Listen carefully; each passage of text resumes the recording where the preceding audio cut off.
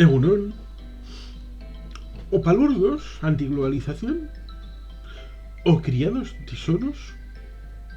Hablemos del nacionalismo periférico. Por ejemplo, cuando se habla, se habla sobre todo a raíz del nacionalismo catalán, el proceso y todas esas trampas que se hicieron al solitario, pero se utiliza para crear una figura ad hominem de todos los nacionalismos malvados, separatistas, terroristas y todo, que se les dice que son gente sin cultura, que quieren apartarse del carril del mundo, de la larga marcha de la historia hacia el progreso, lo cual, como diría aquella, sería un pensamiento más bien krausista de un tal Krause, de origen alemán, de finales del siglo XIX. Esta idea del progreso continuo y siempre hacia arriba, siempre hacia arriba.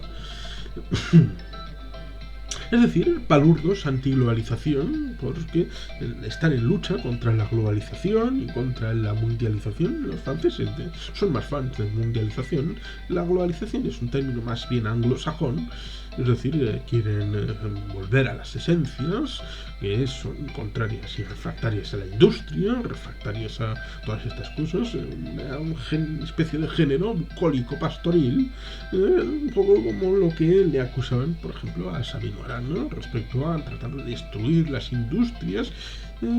Es curioso porque también en este folletín de Autonomías, un siglo de lucha, se habla también de ese principio de palurdos antiglobalización, lo cual es curioso porque remitiría a la realidad de que los recursos hasta la destrucción de la foralidad en el siglo XIX pertenecían a la ciudadanía de Vizcaya a través de sus instituciones forales.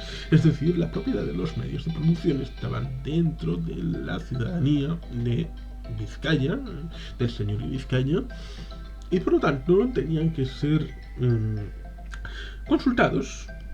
Pero sobre todo y ante todo, la idea básica era que se llevaran productos elaborados con valor añadido, es decir, estas teorías no estaban en práctica con la formulación que se puede hacer de valor añadido, know-how y unas cosas que luego posteriormente se han elaborado.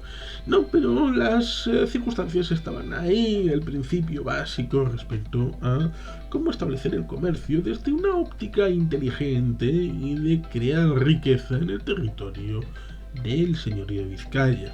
Y eso es lo que denuncia Sabino Arana cuando llega el momento de la elaboración de la doctrina nacionalista en principios de la década del 80 del siglo XIX. A partir de la visión en el año 1882, en el que sacó su hermano Luis en el día de Pascua de ese año en su casa solariega, es decir, en la casa natal, Sabinechea. Y después se establece en el año 1893 el tema de la merienda-cena en el caserío de la Razabal, y luego el establecimiento del bachoqui en 1894 con la izada de la Icurreña en el 14 de julio del 84, de 1894, sí, fue en 1893, la Razabal, en 1894, a Euskal de Machoquia, el 14 de julio el establecimiento de la Correña con su primer izado en una institución, es decir, su primer izado oficial, y en 1895, el 31 de julio, el día de Santiago, no, el día de Santiago es el 25 de julio, el 31 de julio es el día de... sí, San Ignacio de Loyola, el día patrón de Vizcaya y de Guipúzcoa. Aún así, Santiago Apóstol es el patrón de Bilbao y Bilbao es parte del Camino de Santiago, cosa que no mucha gente sabe porque la catedral está dedicada a Santiago, luego está la Basílica de Begoña, pero abajo está la catedral de Santiago. Así que los dos días son importantes en Bilbao, Santiago y el día de San Ignacio de Loyola, el 31 de julio. Sabino Arana lo que quería era mantener esa tradición de valor añadido y de propiedad de los medios de producción en la ciudadanía de Vizcaya a través de sus instituciones. No que nos robaran el sustrato cultural, político, económico, como hacían desde el ámbito del Estado español, que quería, desde una óptica centralista jacobina francesa, establecer todo esto de la unificación, uniformización. Pero se presenta a Sabino como si fuera un ruralista, un amante de lo meramente... Lo que es curioso porque Sabino Arana Goiri era heredero de una larga tradición de industriales ligados a la mar, a la construcción naviera, que su padre, Santiago Arana, carlista, luego pues bueno, tendría esa relación naviera con la familia Aznar, y que luego acabaría en Sota y Aznar. Bueno, pues la construcción industrial era una tradición familiar, con lo cual no puedes decir que era un palurdo agrario, ruralista, que no tenía absolutamente ni idea del mundo moderno en el que vivía, sobre todo cuando pasó un montón de tiempo estudiando en Barcelona y viendo cómo la Renaixença, en el ámbito cultural, pero también político y económico, establecía las bases económicas del futuro de Cataluña, sobre todo después del choque que supuso el desastre del 98 para la economía de Cataluña y la economía manufacturera. Por lo tanto, es absolutamente aberrante el ámbito de decir, no, es que son palurdos antiglobalización. Palurdos antiglobalización, el Partido Nacionalista Vasco, que ya en 1916 participa en un congreso en Suiza para la configuración de la Europa de las regiones, un movimiento que está vinculado desde el año 37 con la Liga Europea de Amigos de los Vascos, con un Jacques Maritain, padre de la doctrina de la democracia cristiana en Europa y en el mundo, con un montón de gente bien conectada con el mundo, que establece una vinculación con los vascos, y por supuesto la Constitución en el 1948 del Congreso de La Haya, a que acudió como ex primer ministro Winston Churchill, en el que se estableció el Consejo de Europa, ese de los derechos humanos, y que sigue existiendo y que incorpora a todos los países del continente europeo, Rusia incluida, y por supuesto, evidentemente, a través de Landaburu, de Irujo, de el señor difunto por las manos de Leónidas Trujillo, ahora no me saldrá, el de Amurrio,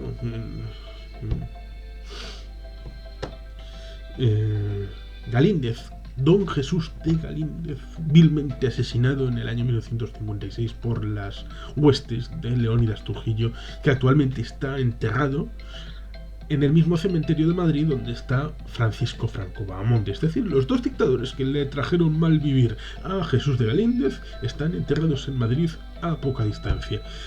Palurdos antiglobalización.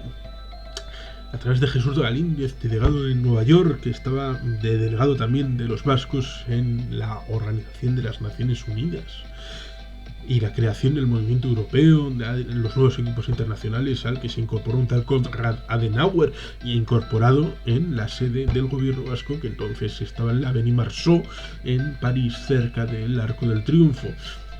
Y luego de ahí surgió la democracia cristiana europea, germen de lo que luego sería el Partido Popular a nivel Parlamento Europeo, del que es fundador el Partido Nacionalista Vasco, por lo cual esto de palurdos antiglobalización es algo que se desmonta muy fácilmente para el que lo quiera escuchar. Pero claro, es que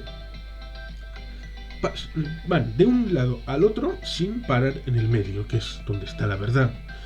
Cuando les remites de que no son los movimientos nacionalistas, sobre todo los periféricos, porque lo achacan siempre a la bazofia que está en las afueras, son palurdos antiglobalización, quieren acabar con el paso del tiempo, quieren acabar con el natural desvolvimiento de la realidad, y por lo tanto es cosa que se va a quedar en los márgenes de la historia y en un momento como algo apolillado en la historia. Y como ese tiempo no llega, pasan de ser palurdos antiglobalización a ser criados tesoros y de los movimientos conspirativos universales para destruir la eterna realidad estadounidense, española, europea, rusa, china.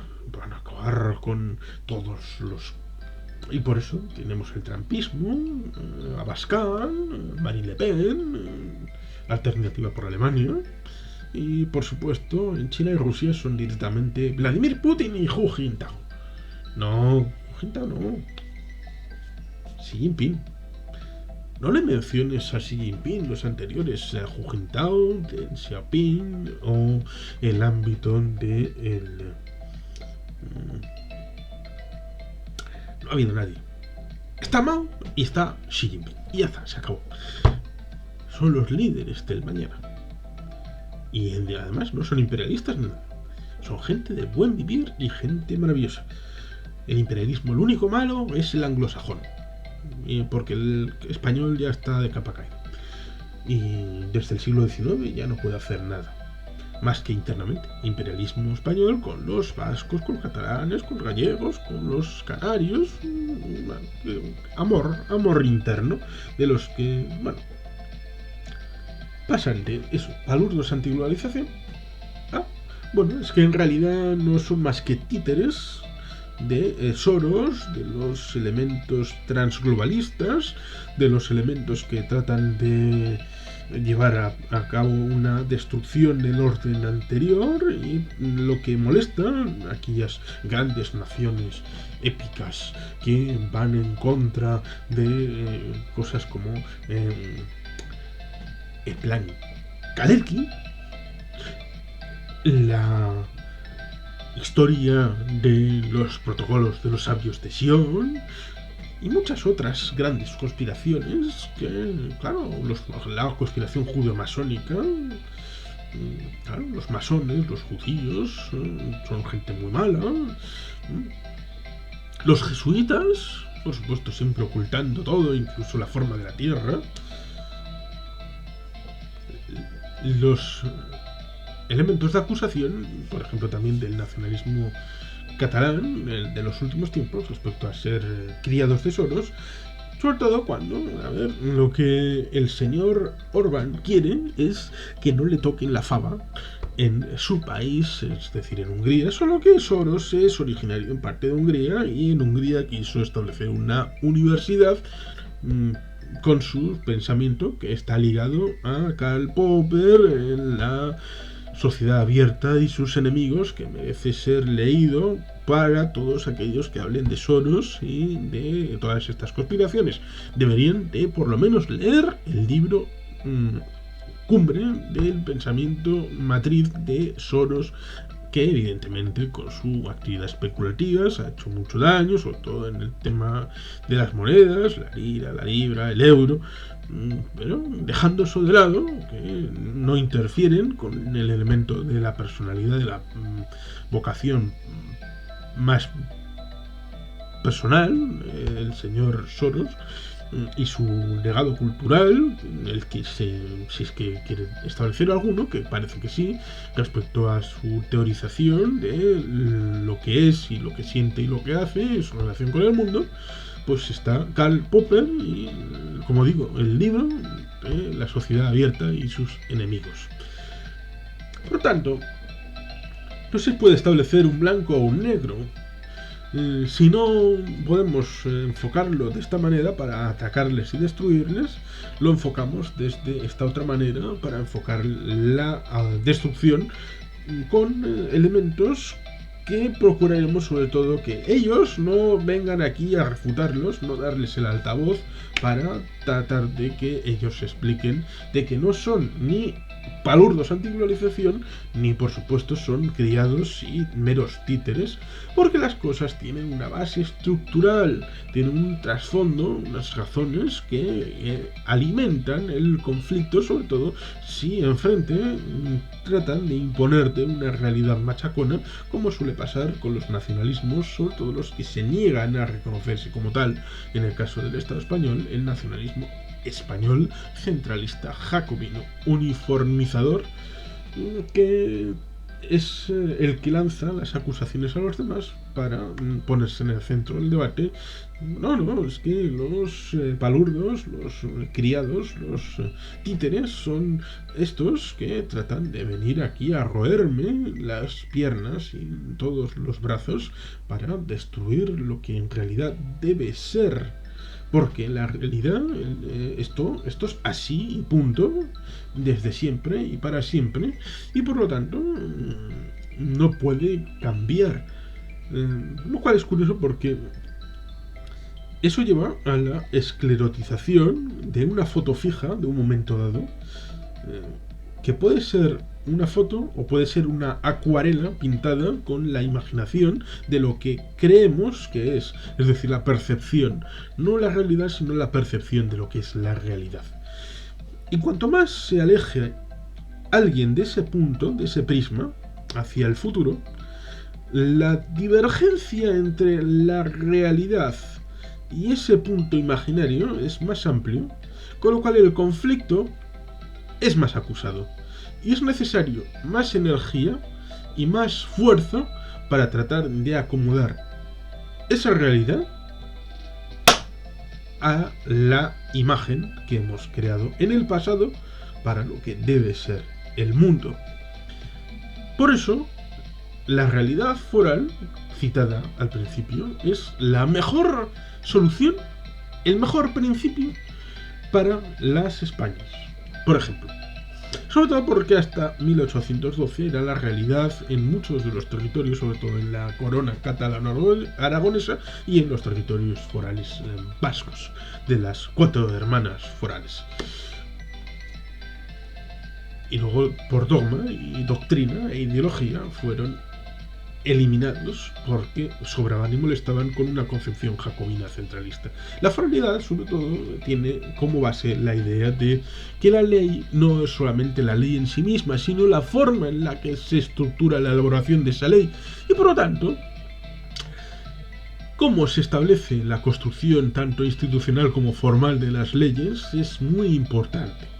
Y la renovación dentro de uno mismo, es decir, para renovar la Constitución, es decir, la foralidad, se debe hacer dentro de las instituciones forales por los elementos representativos de la foralidad. Y por lo tanto, es necesario una actualización cada cierto tiempo de esas normas para adecuarse a los tiempos y a la lectura de lo que es la sociedad. Como por ejemplo, se hizo en el siglo XV la estructuración de lo que ya había sido informalmente en el siglo XIV, en el 1300 y pico, una configuración más o menos de la tradicional forma de los fueros del señorío Vizcaya, que ya venían desde el siglo XI, del 1000 y pico, un poco oralmente, pero en el siglo XIV se empiezan a estructurar, en el siglo XV se establece el fuero viejo con una compilación. En el siglo XVI, a principios del siglo XVI, está el fuero nuevo. Y en el 1630, se establece la circunstancia de pacto de concordia para la vinculación dentro del señorío Vizcaya entre los elementos de las villas y de las anteiglesias, dos figuras de los términos municipales que tenían diferente formulación jurídica. Y por lo tanto se va actualizando a lo largo de los siglos y de las décadas esa formulación, siempre dentro de la realidad foral y de las instituciones forales y de la forma en la que se hace la ley. Y por lo tanto esa realidad debe poder acompañarse en una estructuración siempre apegada a la realidad. ¿Dónde está el problema? El problema está en el que después de la Constitución de 1978, la forma de estructurarse dentro de sí una actualización siempre ha sido objeto de polémica porque habría supuesto poner encima de la mesa debates que no gustan dentro del ámbito madrileño céntrico del poder español. Por lo tanto, habría abierto la fórmula, el melón, para cualquier otra cosa que pudiera establecerse. La Constitución, en cierta medida, es intocable, a diferencia de otras constituciones que se ha cambiado a lo largo del tiempo por decenas de veces, como la francesa, la alemana, la italiana y otras, por no citar en el ámbito europeo y mundial, en la actualización de su realidad constitucional. Pero parece que abrir el melón en el ámbito del Estado español es costoso y contraproducente, sobre todo a la vista de lo que piensan desde el Madrid político, sobre todo las franquicias, que son PP, PSOE, Podemos, Ciudadanos, Vox. Y por lo tanto, el futuro es complicado y complejo para la forma de actualizar esa constitución. Y por eso es mejor estigmatizar a los que establecen el camino para querer cambiarlo, con esa idea de, bueno, pues estos son gente muy mala porque son palurdos antiglobalización que van contra los tiempos y contra la historia. O cuando eso ya pasa al pasado, porque ya no lo pueden establecer, no pueden seguir con ese mantra, porque en los territorios donde mayor elemento estructural, industrial, económico ha sido tradicionalmente en el Estado español aquellos donde ha proliferado el elemento del nacionalismo periférico, pues dicen que son criados tesoros para establecer la destrucción del Estado español, porque que si europeísmo, porque que si conspiración, que si no sé qué, que si lo otro, que si lo de más allá. Una forma de simplificar y de hacer falacias para no entrar en la profundidad de los debates como debería de ser. Es su opción. Y como tal la denuncio, y me gustaría que lo tuvierais en cuenta cuando escuchéis esta formulación de los debates, sobre todo cuando lo hacen en módulos de 15 minutos en los que y se acabó. Y al siguiente tema. Las cosas hay que tenerlas con su sentido y con su trasfondo. Ver las bases, ver las raíces para hacer un diagnóstico, porque sin un buen diagnóstico no se puede hacer un pronóstico, como dijo Ortega y Gasset. No sabemos lo que nos pasa y eso es lo que nos pasa. Y sin más, eskerrik asko, agur bat, beti jelpean.